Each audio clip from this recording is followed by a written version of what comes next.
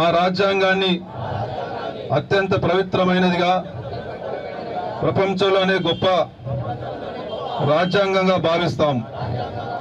మత సార్వభౌమత్వ, సామ్యవాద, లౌకిక ప్రజాస్వామ్య గణతంత్ర రాజ్యంగా నిర్మించుకోవడానికి సాంఘిక, ఆర్థిక, రాజకీయ న్యాయాన్ని, ఆలోచన భావ ప్రకటనను, అంతస్తుల్లోనూ అవకాశాల్లోనూ సమానత్వాన్ని కల్పించడానికి కుల, మత, ప్రాంత, వర్ణ, లింగ, ధనిక, పేద లాంటి ఏ రకమైన భేదాలు లేకుండా అందరికీ సమాన హక్కులు, బాధ్యతలు రాజ్యాంగం కల్పించింది.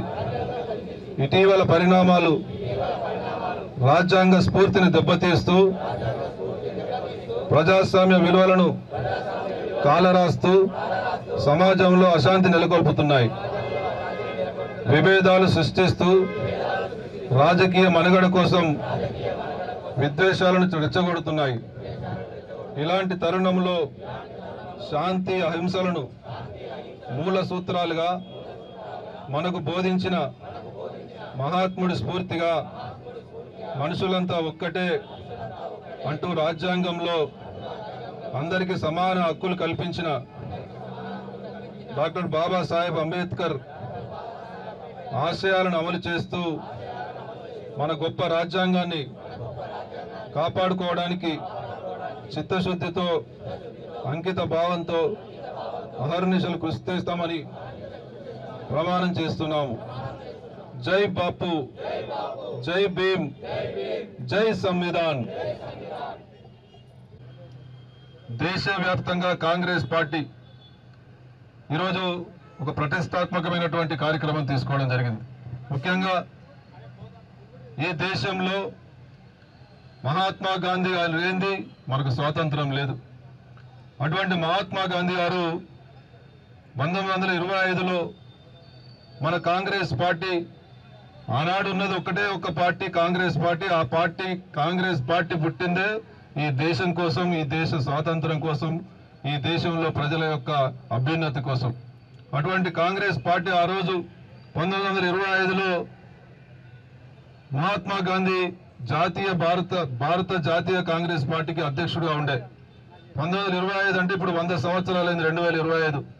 ఈ 100 సంవత్సరాలైన సందర్భంగా మనం మరొకసారి బాపూజీని కీర్తించుకుంటూ కాంగ్రెస్ పార్టీకి ఇలా ఆవిర్భావించి కాంగ్రెస్ పార్టీ కోసం మరి పనిచేసినటువంటి, ఆనాడు అధ్యక్షుడిగా ఉన్నటువంటి మహాత్మా గాంధీ 100 సంవత్సరాల సందర్భంగా జై బాబు అనే కార్యక్రమం తీసుకోవడం జరిగింది.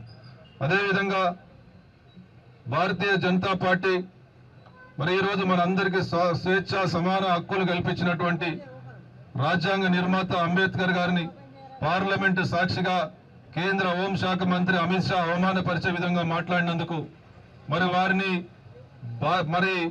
వారి యొక్క ప్రవర్తనను, భారతీయ జనతా పార్టీ చేస్తున్నటువంటి దుశ్చర్యలను మనం ఎండగడుతూ ప్రజల్లోకి తీసుకెళ్లాలనే ఉద్దేశంతో జై భీమ్ అనే కార్యక్రమం తీసుకోవడం జరిగింది. అదేవిధంగా 1940లో స్వతంత్రం వచ్చినప్పటికీ 1950లో మన రాజ్యాంగాన్ని అమలు పరుచుకున్నాం. అంటే 1950 నుంచి ఇప్పటి వరకు 2025 అంటే 75 సంవత్సరాలు గడిచిన సందర్భంగా మరి జై సంవిధాన్ అనే కార్యక్రమం తీసుకోవడం జరిగింది. వీటన్నిటినీ కూడా ప్రజల్లోకి తీసుకెళ్తూ మరి భారతీయ జనతా పార్టీ ఏ విధంగా అయితే అంబేద్కర్ను అవమానపరిచే విధంగా ప్రవర్తిస్తూ ఉందో, రాజ్యాంగాన్ని మార్చాలన్నటువంటి కుటిల రాజనీతి చేస్తూ ఉన్నదాన్ని ఎండగడుతూ మనం తప్పకుండా ప్రజల్లోకి తీసుకెళ్లాలనే ఉద్దేశంతో రాజ్యాంగ పరిరక్షణ పాదయాత్ర దేశవ్యాప్తంగా జరుగుతూ ఉన్నాయి. అందులో భాగంగా మన రాష్ట్రంలో, మన జిల్లాలో, మన నియోజకవర్గంలో మనం ప్రారంభిస్తూ ఉన్నాం. ఈరోజు ఉదయం రూరల్ గ్రామాల్లో పాదయాత్ర చేసినాం.